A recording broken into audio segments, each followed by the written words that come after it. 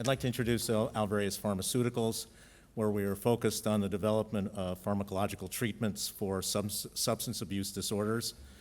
The lead candidate in our pipeline is 5-MeO-DMT, which is recognized as one of the most powerful short-duration psychedelic compounds. And there's a great deal of anecdotal evidence suggesting its potential as a treatment for mental health disorders broadly. What we have found is that 5-MeO uniquely downregulates reward mechanism and neural pathways associated with addiction and upregulates new learning and memory. Alvarius is also developing NCE compounds. We start with a portfolio of novel compounds and then use the over 800 proteomic biomarkers identified in our human stem cell-derived brain organoid research with AI to accelerate in silico structure activity modeling. We also intend to include data from neuroimaging as part of these predictive models. Through the use of brain organoids, we intend to develop individualized pharmacological interventions and predictive models for the durability of treatment outcomes. Next slide. There's a clicker. Oh, great, thank you.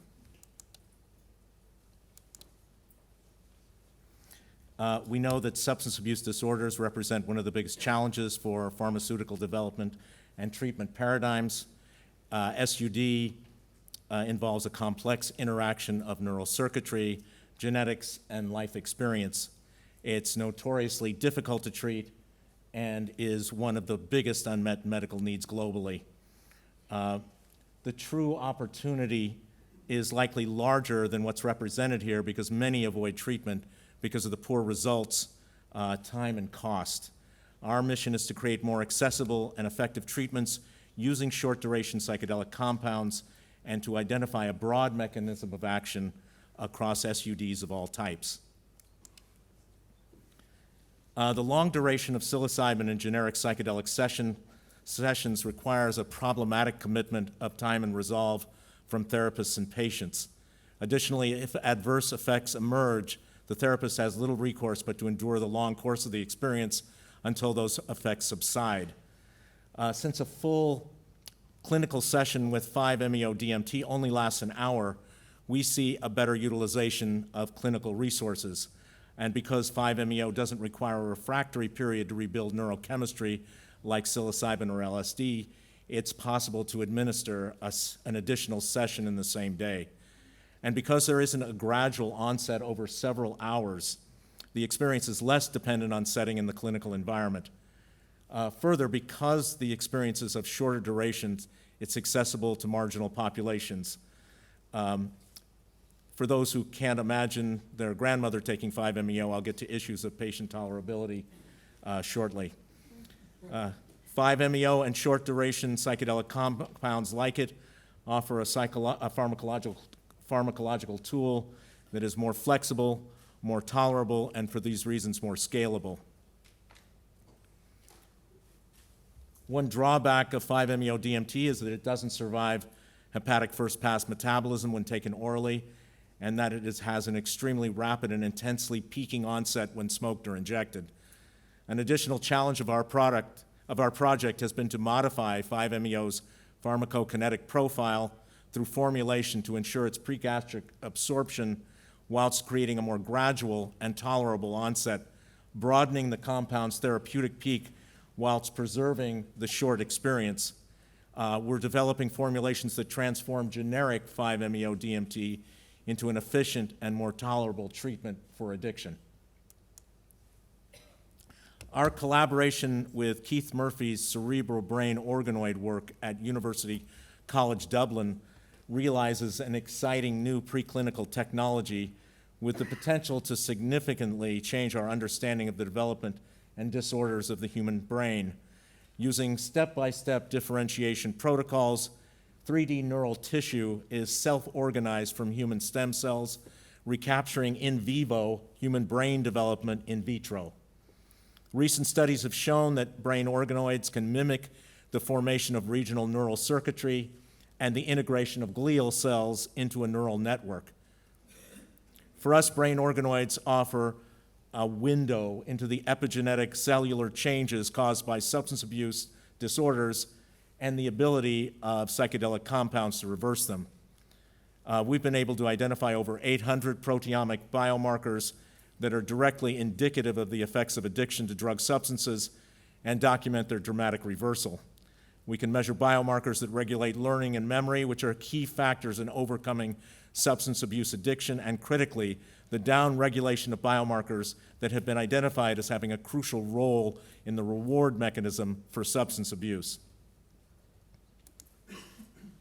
We've partnered with Keith Murphy's lab to create custom brain organoid models to examine 5-MeO-DMT and its ability to reverse addiction, initially focused on cocaine addiction. Our research has shown the ability of 5-MeO to reverse the upregulated overexpression of critical biomarkers associated with cell metabolic processes and the reward pathways for drug addiction, such as FOSB and mGlu5, all critically involved in the development of drug addiction. Additional work is already underway to extend these findings to other forms of addiction, such as alcohol and opiate addiction, as well as to comorbid indications of substance abuse like PTSD, anxiety, and depression. Let's take, for example, FOSB, delta FOSB, genes that are involved in the function of normal neural pathways. The expression of this protein is dysregulated in addictive states, and this seems to occur broadly across SUDs.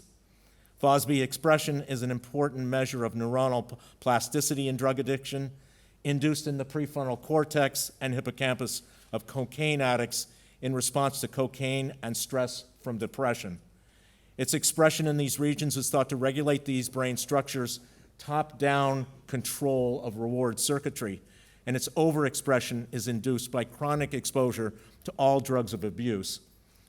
Since it is a highly stable protein, it represents a mechanism by which drugs of abuse produce lasting changes in gene expression long after the cessation of drug use, making it an excellent marker for the effects of chronic drug addiction.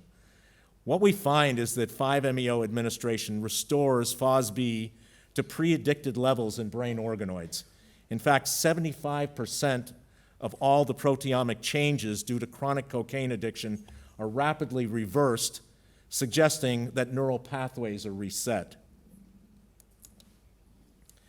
In this slide, we see a graphic spectroscopy demonstration of the overexpression of one transcription factor biomarker, FOSB, in cocaine addiction, and its subsequent downregulation after administration of 5-MeO-DMT.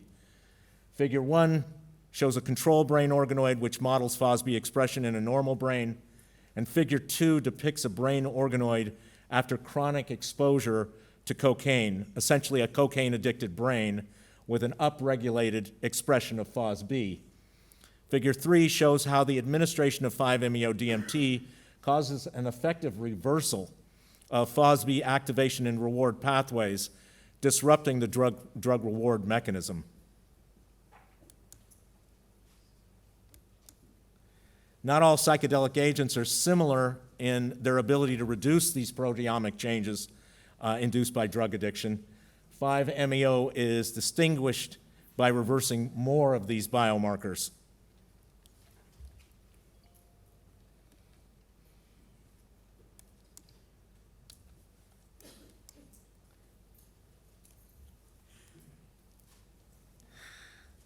Our expansion studies include examining more fully how 5-MeO can be modified to reduce cocaine craving and reward seeking, the ability of 5-MeO to reverse molecular and behavioral changes induced by heroin and opiate use disorder, as well as those induced by alcohol and alcohol use disorder. And we hope to define a broad mechanism of action across all SUDs. Since addiction is a complex of multiple disorders, we're also examining preclinical animal models of comorbid indications surrounding substance abuse, such as isolation rearing that reflects PTSD and depression, and early results in vivo animal models demonstrate that 5-MeO is again able to reverse approximately 75% of the biomarkers associated with depression and LSD. One of the challenges has been development again, of different 5-MeO pre-gastric formulation strategies to overcome its elimination by first-pass metabolism. Some groups have suggested routes of vaporization, which leads to problems of consistent replicable dosing. Others have tried inhalation, which produces uncomfortable adverse side effects when patients experience 5-MeO's rapid and jarring onset, and again with problems of controlled dosing. Still others have suggested IV delivery. We've taken a different approach that focuses on the patient experience with less distraction, a greater degree of comfort, and a replicable dose.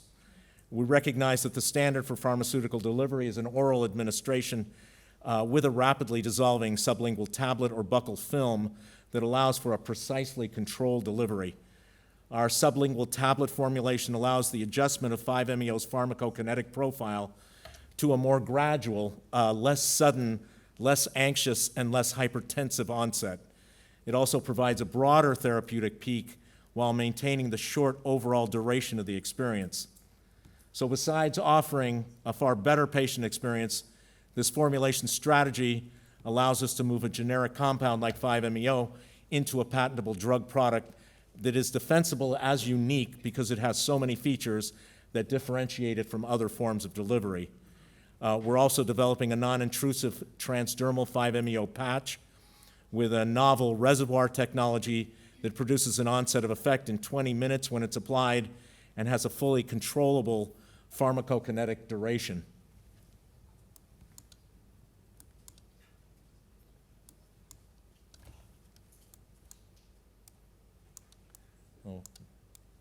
Get to our discovery program. A number of companies are working in this space. It's getting to be a rather crowded space, the development of novel compounds. Some companies are making minor modifications to existing structures of existing psychedelics in the hopes of having them reclassified as NCEs. And some companies are using computational chemistry approaches to make many compounds without necessarily identifying rapid methods of evaluation for effectiveness prior to phase 1 clinical trials. We are different in the way we invent and in the way we evaluate NCEs. We're using a directed structure, activity, and function understanding to identify rapid-acting psychedelic compounds that can be quickly evaluated in organoid models that include the biomarkers that have previously been identified as those that change in response to treatment of addiction. This approach results in tremendous cost and time savings. Using analogs of existing generic psychedelics, the large universe of compounds developed computationally remains imprecise. And no matter how much design goes into the construction of algorithms, medicinal chemists are left to resolve which of those candidates best performs in a process of preclinical pharmacological screening. Without brain organoid biomarkers, this process becomes unnecessarily costly, time-consuming, and unwieldy. So we use the technology of human stem cell-derived cerebral brain organoids to create novel compounds through directed structure and activity relationship and functional analysis that takes place at the cellular level. We're able to examine the biological molecular effects of changes in chemical structure that allow us to computationally fine-tune NCEs in a far more defined universe. Those NCEs are then rapidly pre-screened in organoid models for their ability to reverse clusters of hundreds of significant biomarkers, shortcutting the time to development. This process produces demonstrable results more quickly and guarantees success for preclinical in vitro and in vivo studies, accelerating the time to create and successfully test an IND pipeline candidate for a specific indication. I was fortunate to be introduced to Alexander and Ann Shulgin in the 80s as a young postgraduate student. Shulgin's work with tryptamine compounds, particularly genres with rapid onset, short duration, and rapid clearing, inspired me to pursue novel chemistry for short-duration psychedelics in tryptamine, lysergamide, and ergoline classes. These novel compounds are largely differentiated by having the ability to be orally metabolized. Also included in these set of compounds are those described as non-hallucinogenic psychoplastogens that produce neuroplasticity and have potential as antipsychotics and antidepressants devoid of hallucinogenic potential. We also believe it's possible to use the psychoplastogen compounds as unsupervised medications in a treatment strategy that supports and makes the treatment effect of psychedelic therapeutics more durable and long-lasting. Using brain organoid and neuroimaging models, it's possible to test and modify these short-duration NCEs to make them more effective at the cellular level. We've constructed an ongoing platform to examine the chemical structures of these psychoactive drugs and further modify them to regulate brain organoid biomarkers rather than treatment outcomes that can be more nebulous and less quantifiable. We're able to speed up the development process using AI and by narrowing the molecular search space using clustering and predictive modeling to eliminate compounds that produce toxicity and elevating those that exhibit binding affinity on receptors of interest and with prodrug-like properties, generating novel compounds based on similarity or substructural features. Thank you, and please feel free to corral me or ask any questions.